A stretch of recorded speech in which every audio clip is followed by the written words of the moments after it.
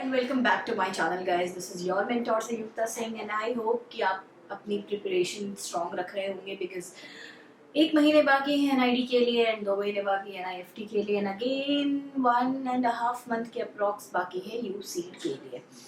So in today's session I'm going to talk about NIFT exam के लिए आपको कौन से क्वेश्चंस की तैयारी करनी चाहिए, what are the syllabus. Obviously मैंने ये सब कुछ पहले बता दिया है, but looking at the patterns and the questions of previous year, there are many new students who are new to my channel. So just I want to discuss the NIFT exam which is going to be on 5th of February. So let's start this video.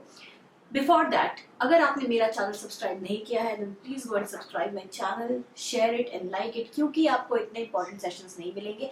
On that note guys, previous year के questions भी solve करके मैंने एक video upload की हुई है, आप वहाँ से जाकर के देख सकते हो.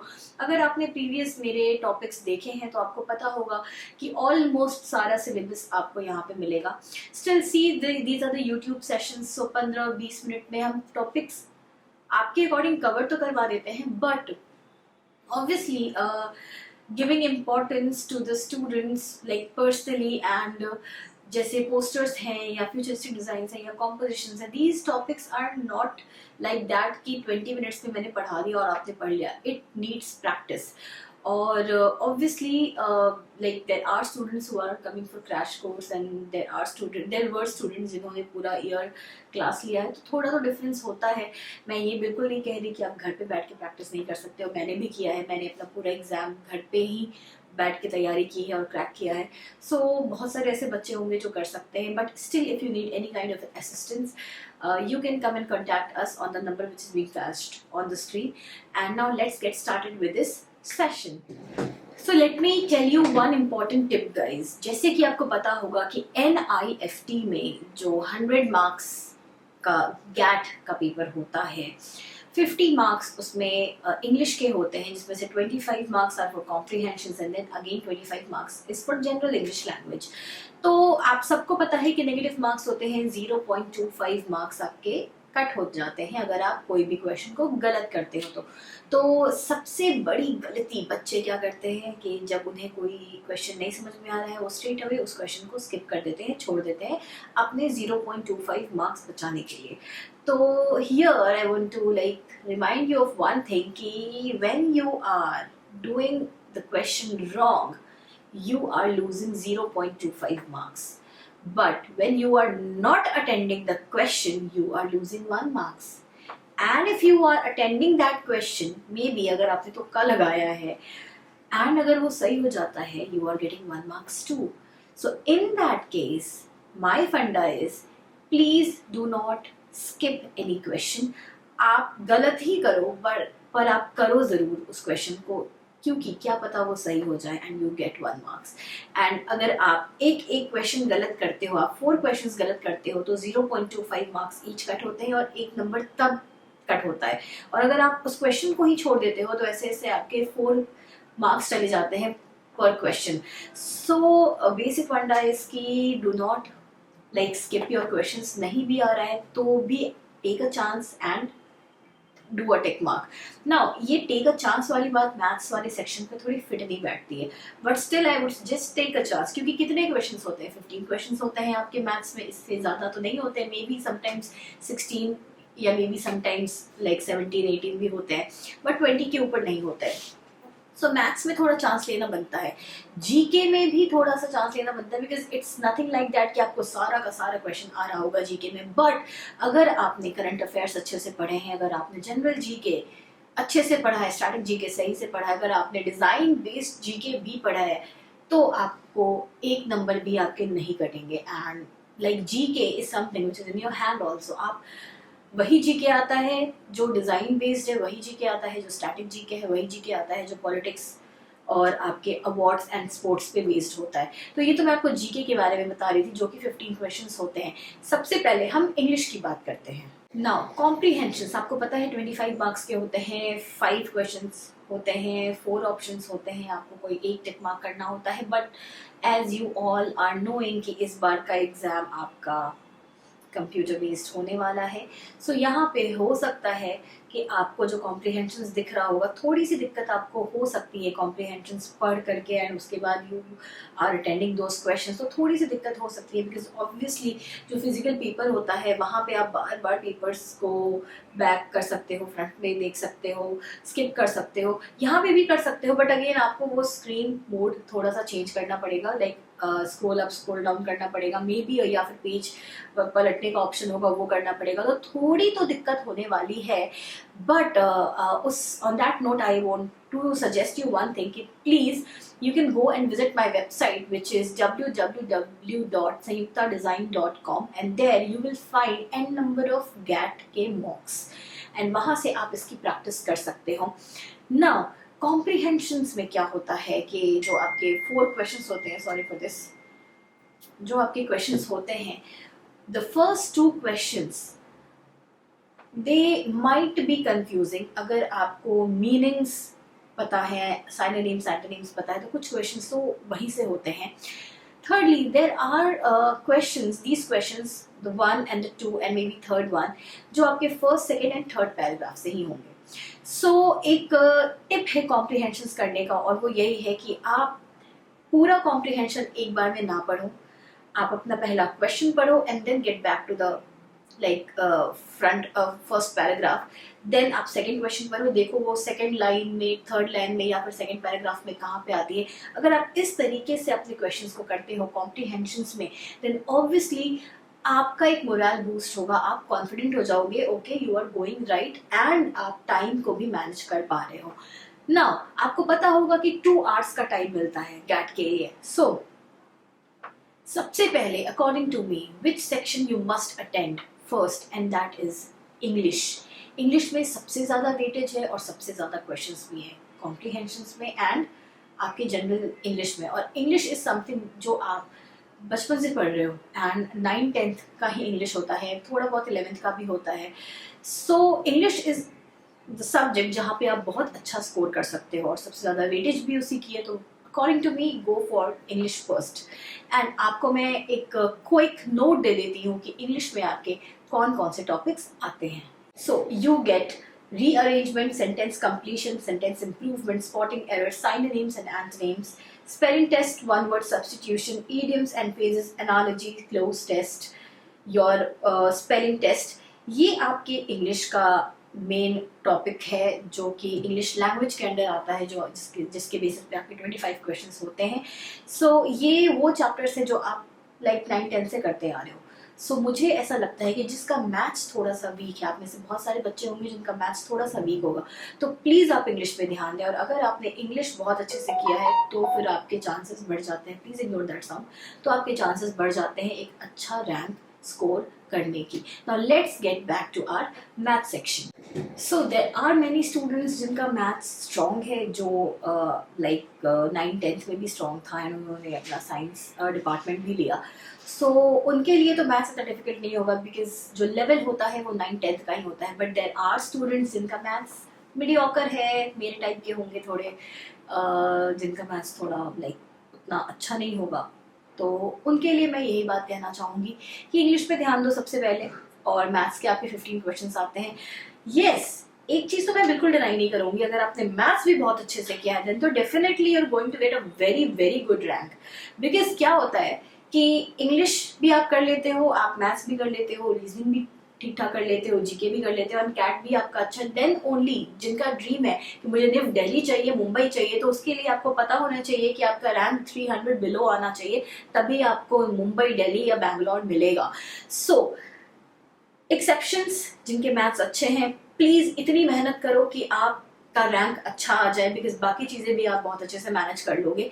नाउ एक चीज़ और बच्चों, कि अगर आपको लग रहा है कि देयर आर 2-3 चैप्टर्स जो आप कंप्लीट नहीं कर पाओगे, वो रेशियो हो सकता है, प्रोबेबिलिटी हो सकता है, टाइम एंड डिस्टेंस हो सकता है, या फिर कुछ चैप्टर्स हो सकते हैं जिसमें आप थोड़े से वीक हो, आपको पता है, तो बच्चों ये एंड मोमेंट आ गया है। मैं यहाँ पे बिल्कुल ये नहीं बोलूँगी कि आप उस पर फोकस करो, हो सकता है उससे एक क्वेश्चन आए या फिर 2 क्वेश्चन आए जो कि 2 नंबर के हों। अगर आप कॉन्फिडेंट नहीं हो उस टॉपिक में, then please do not focus on that. आप उन पार्ट्स को स्ट्रॉन्ग करो जो आपका ऑलरेडी हो चुका है, बिकॉज ऑब्वियसली उससे भी आपके उतने ही क्वेश्चंस आने वाले हैं, एंड अगर आपका वो पार्ट स्ट्रांग है then obviously you are going to do great in your maths का part also. Now on that note let me give you like glimpse कि क्या क्या टॉपिक्स हैं जो मैथ्स में आपके आ सकते हैं. So they are number system, LCM, HCF, average, percentage, profit and loss, ratio, proportion and partnership, work and time, mixture and alligations, time, speed and distance, permutation and combination, your data interpretation, and अगर आप NID के लिए जा रहे होते तो या फिर अगर आप यूसीट के लिए जा रहे होते तो आपको ज्योमेट्री भी आता, एवरेज भी आता. So these are the quantitative aptitude maths का पार्ट जो बहुत इंपॉर्टेंट है. एंड इसमें से अगर आपको लगता है कि आप कोई टॉपिक जैसे कि मे बी आप परम्यूटेशन एंड कॉम्बिनेशंस में थोड़े वीक हो, आपको लगता है, देन प्लीज लीव दैट. हो सकता है एक क्वेश्चन उससे आए, एक नंबर चले जाएंगे, कोई फर्क नहीं पड़ता. लेकिन अगर उसके बदले आपने बाकी टॉपिक्स को और स्ट्रॉन्ग नहीं किया देन आपके लिए बहुत डिफिकल्ट हो जाएगा अच्छा रैंक स्कोर करना. So yes, maths is going to help you, maths and reasoning in fact they are going to help you to score a good rank. आपका कैट कितना भी अच्छा हो, अगर आपने मैथ्स और रीजनिंग अच्छा नहीं दिया है देन ऑब्वियसली आपके रैंक्स अच्छे आने की उम्मीद थोड़ी सी कम हो जाती है. Now let's get back to our reasoning. So first of all, let me tell you about the topics जो कि reasoning में है, non-verbal, and that is alphabet test, analogy, number series, number ranking and time sequence test, puzzle test, assertion and reason, syllogism, Venn diagram, Cuban ties, completion of series, blood relations, direction sense test, coding, decoding, classifications, ये सारे आपके बहुत important हैं जो कि NIFT में पूछे जाते हैं. नो डाउट इसके पोर्शंस आपके NID में भी आते हैं, बट आज का वीडियो हमारा NIFT डिस्कशंस है, एग्जाम डिस्कशंस है, तो इसलिए मैं आपको ये टॉपिक्स बता रही थी. सो ये रीजनिंग के टॉपिक्स हैं एंड इसका भी लेवल 9-10 वाला ही होता है, बहुत डिफिकल्ट नहीं होता है. तो अगर आप करना चाहोगे तो आप बहुत ईजिली आराम से कर सकते हो. एंड जीके में तो मैंने आपको बता ही दिया है, स्टिल मैं आपको थोड़े से कुछ टॉपिक्स बता देती हूँ जीके के जो आपके लिए बहुत बहुत इंपॉर्टेंट है, जैसे कि हैंडक्राफ्ट्स ऑफ इंडिया जिसमें आपके टेक्सटाइल्स भी आ जाते हैं, एम्ब्रॉयडरीज भी आ जाते हैं, आपके प्रोडक्ट्स, डोकरा आर्ट, पेपर मशीन से बना हुआ कोई जो भी आपके इंडिया में है, जो जहाँ जहाँ पे बनते हैं वो areas. Now your art, folk arts of India, जैसे कि मधुबनी पेंटिंग कहाँ की है, सोहराई पेंटिंग कहाँ की है, पट्टचित्र कहाँ का है, कलमकारी कहाँ की है, दिस इज़ इम्पॉर्टेंट. जैसे कि थिग्मा आर्ट कहाँ का है, दिस इज़ लाइक आपको पता होना चाहिए. बांधनी कहाँ का है, थिग्मा is of like Jammu and Kashmir, जहाँ पे बांधनी के ही प्रिंट्स होते हैं बट वुलन फैब्रिक पे होते हैं. सो अवार्ड्स आपके लिए बहुत इंपॉर्टेंट है. स्पोर्ट्स से रिलेटेड क्वेश्चंस आ सकते हैं आपके, लाइक मॉन्यूमेंट से स्ट्रैटेजी के जो है आपका अजंता अलोरा कहाँ पे है. सो मॉन्यूमेंट से रिलेटेड क्वेश्चंस आ सकते हैं, आपकी गवर्नमेंट इनिशिएटिव्स आ सकता है, ब्रांड एम्बेसडर्स एंड लोगोज आ सकते हैं, नॉर्मल करंट अफेयर्स जो अभी के 3 महीने के करंट अफेयर्स हैं वो आ सकते हैं. सो जीके में प्रोबेबली आपके यही टॉपिक्स होते हैं जो इम्पोर्टेंट है. सो अगर आपने अभी तक नहीं पढ़ा है तो please go and study GK. जो जो टॉपिक्स मैंने आपको बताए हैं वो पढ़ो. हमारे यहाँ GK is very presentable and मैं कोशिश कर रही हूँ कि मैं इसको थोड़ा बहुत यूट्यूब पे डाल पाऊँ आपके लिए, बट ये थोड़ा इतनी मेहनत जो हम अपने बच्चों के लिए कर रहे हैं इंस्टीट्यूट में उनके साथ इनजस्टिस होगा. सो ये कुछ चीज़ें मैं नहीं डाल रही हूँ आप लोगों के लिए, बट येस मैंने आपको टॉपिक्स बता दिए हैं. You can go and study these topics for GK. Now guys, these were the GAT का पोर्शन जो मैं आपसे डिस्कस कर रही थी, जो कि 2 घंटे में आपको करना होता है और 1 घंटे का आपको गैप मिलता है. उसके बाद 3 आवर्स का आपका क्रिएटिव एबिलिटी टेस्ट कैट का पेपर होता है, जहाँ पे आते हैं 3 क्वेश्चंस, बट इन 3 क्वेश्चंस के भी 2 ऑप्शंस हो सकते हैं, जो कि प्रीवियस ईयर का पैटर्न थोड़ा सा चेंज हुआ था कैट के क्वेश्चंस का, वहाँ से मैं बता रही हूँ. एंड सबसे पहला क्वेश्चन ऑल्टरनेट ईयर्स पे ग्रिड का आता था. अभी 2 ईयर्स ये क्वेश्चन नहीं आ रहा था. Why? Because of the pandemic. तो बच्चे जाकर के एग्जाम दे नहीं पा रहे थे और घर पे कोई ग्रिड बनाने में टाइम वेस्ट होता है, इसलिए ग्रिड के क्वेश्चंस नहीं आ रहे थे. So probably we are having a chance कि इस बार आपका कलर साइकोलॉजी पे बेस्ड ग्रिड के क्वेश्चंस आ जाए. सो प्लीज अगर आपने तैयारी नहीं शुरू की है ग्रिड के क्वेश्चंस की, so you must start preparing for grid questions, जहाँ पे आपके इस टाइप के क्वेश्चंस आते हैं कि आपको सर्टेन इमोशंस को इन ग्रिड्स में डिपिक्ट करना है, जैसे कि प्रीवियसली आ चुका है मेडिटेशन को, जॉय को, फेस्टिवल को. तो ग्रिड क्वेश्चंस के क्या क्या प्रिंसिपल्स हैं और हम कैसे अटेंड करते हैं, ये सब कुछ मैंने अपने वीडियोज में बताया हुआ है. You can go and scroll down the playlist and grid का कलर थ्योरी साइकोलॉजी के सारे सेशंस आपको मिल जाएंगे. Now the second most important topic जो कि एग्जाम्स में आ सकते हैं and that is your compositions and memory drawing. Like आपको कोई सिचुएशन दे दी जा सकती है, इसको हम सिचुएशनल ड्राइंग भी कहते हैं, या फिर आपको कोई व्यू बोल दिया जाएगा बनाने को, जैसे कि cobblers work place, tailors work place या फिर शेफ्स वर्क प्लेस हो गया. तो ऐसे क्वेश्चंस आ सकते हैं. रेलवे स्टेशन आ सकता है, इनसाइड अ मॉल आ सकता है, इनसाइड अ डॉक्टर्स का क्लिनिक आ सकता है. तो इंटीरियर्स एंड एक्सटीरियर्स पे बेस्ड आपके कॉम्पोजिशंस आ सकते हैं. इसको आप पर्सपेक्टिव में भी बना सकते हो. कहीं पे लिखा नहीं होगा कि you have to do it in 1 point और 2 point. It's up to you कि आप इसको कैसे बनाना चाहते हो. Now, the third most important category जो कि आपका कैट के क्वेश्चंस में आता है and that is your design inspiration. Now these are some of the topics जिससे पास्ट में क्वेश्चंस आ चुके हैं, जैसे कि 2020 में आपका क्वेश्चन था, मे बी 2020 या 21 में आपका क्वेश्चन था कि you have to design the musical instruments inspired from one festival. तो बच्चों ने क्या गलती की थी, 4 म्यूजिकल इंस्ट्रूमेंट्स बना दिया था. वहाँ पे आपको एक ही को 4 फेस्टिवल्स को डिपिक्ट करते हुए बनाना था. So this question was basically based on design inspiration. So design inspiration से आपके questions आ सकते हैं. You might be asked कि आपको कोई बैग डिजाइन करना है, कोई शू डिजाइन करना है on the given inspiration for the given client. कई बारी क्लाइंट दिया होता है, इंस्पिरेशन नहीं दिया होता. So वहाँ पे you have to take your inspiration. Why? Because obviously you are appearing for a design entrance exam. तो आप कोई भी चीज ऐवे ही नहीं बनाते हो, उसके पीछे एक थॉट प्रोसेस होता है, एक थीम होता है, एक इंस्पिरेशन होता है. So questions on design inspiration are बहुत टाइम ऐसे हैं कि आते ही हैं. Now the third, not third but fourth most important topic जिससे क्वेश्चंस आ सकते हैं, and that is your process drawing. जैसे ब्लूमिंग ऑफ अ फ्लावर आपके पास्ट में आ चुका है, निफ्ट का क्वेश्चन था. इस बार 2022 में आपका क्वेश्चन आया था, रॉटनिंग ऑफ द एप्पल को 4 बॉक्सेस में दिखाना था आपको. So that was based on process drawing. So process drawing से क्वेश्चंस आ सकते हैं, आपके स्टोरी बोर्ड से क्वेश्चन आ सकते हैं. नाउ ये जो मैं टॉपिक्स आपको बता रही हूँ बच्चों, ये मास्टर्स के लिए भी उतना ही इम्पोर्टेंट है. सो प्लीज इसको ध्यान से सुनिएगा और नोट डाउन कर लीजिएगा. तो स्टोरी बोर्ड से आपके क्वेश्चंस आ सकते हैं. आपके क्वेश्चंस जेस्चर्स एंड एक्सप्रेशन से आ सकते हैं. पिछली बार आपके क्वेश्चन था कि आपको स्लीप पे एक इमोजी बनाना है. नाउ बच्चों को पता ही नहीं होता कि ये टॉपिक कहाँ से ये क्वेश्चन आ रहे हैं. So the topic is gestures and expressions. और जितने टॉपिक मैं आपको कैट के बता रही हूँ, everything is there in my playlist. You can go and have a look. And on that note, if you need any personal classes, my institute is in Delhi. बहुत सारे बच्चे हैं जो अक्रॉस इंडिया दिल्ली में आकर के they are taking classes. So if you want, you can get enrolled with us. And if you are at Mumbai, Bangalore, Chennai, you can get yourself enrolled for the online classes. So अगर कोई 11th class का बच्चा है, then this is the right time to start preparing. आप prepare अभी से कर सकते हो. Now let's get back to our CAT के important topics. Now there can be questions related to posters. There can be questions related to banners and stamps. There can be questions related to t-shirt design and logos too. तो ये सारे topics आप please note down कर लीजिएगा, बहुत बहुत important है आपके exam के लिए. Now you might get a question from futuristic designs. जैसे कि there was a question related to futuristic lunch box and umbrella previously, like 3-4 years पहले आया था ये question. So futuristic design से भी आप questions कर सकते हो. अगर आप NID के लिए अपेयर हो रहे होते तो इससे थोड़ा सा एडवांस लेवल आ सकता था, जैसे स्केल अप स्केल डाउन आ सकता था, identifying problems and the solutions आ सकता था. तो ऐसे क्वेश्चंस भी आ सकते थे. But these are the main topics जो मैंने आपको बताया है. क्वेश्चंस इसी के अंदर से होता है. तो इन टॉपिक्स को आप बिल्कुल प्रिपेयर कर सकते हो, कॉमिक स्ट्रिप्स को प्रिपेयर कर सकते हो. And I hope I haven't missed out.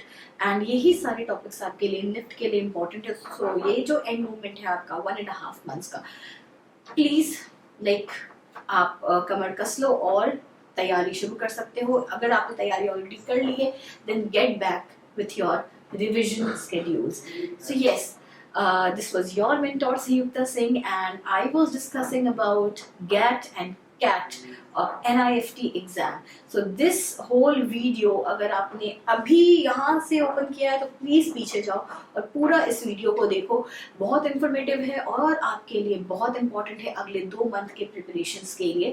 And if you need any kind of assistance, my number is given here. You can come back to me and contact with me for any type of classes.